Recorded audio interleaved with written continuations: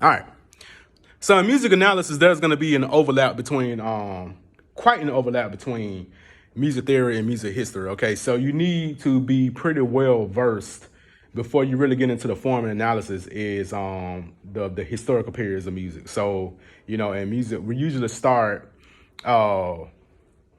go way back to around the 1200s where we talk about like the first we talk about the first examples of polyphony, such as the masses in the church and everything, Gregorian chant, organum, and all those type of things. But in this class, we're going to mainly start with the Baroque period.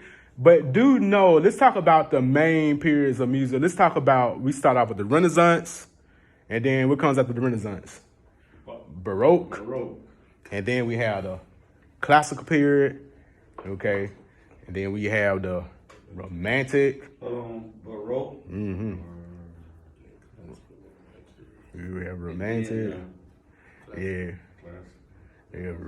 Romantic. Yeah. And then Romantic. And then we have then we had a modern period, we can say like modern music. Now within those main historical periods, you're gonna have like different sub, categories. Like for example, in the classical period, you have the Galant, all that kind of good stuff like that. In Romantic, you had a Romantic period, but then you had a late Romantic period, and that kind of breaks off. You start having things like Impressionism and stuff, and symbolism, and that's where you get into this whole kind of crazy, things get kind of voodoo music. Not voodoo music, but it gets kind of like muddy. It gets kind of muddy, you know what I'm saying? Okay. Like for example, you might call one composer impressionistic, and he may have hated the term impressionism, you know what I'm saying? All the type of stuff like that. All right. So do know about mainly, for right now, we're gonna talk about the Renaissance and Baroque period. Also knowing what these names mean. So Renaissance means rebirth.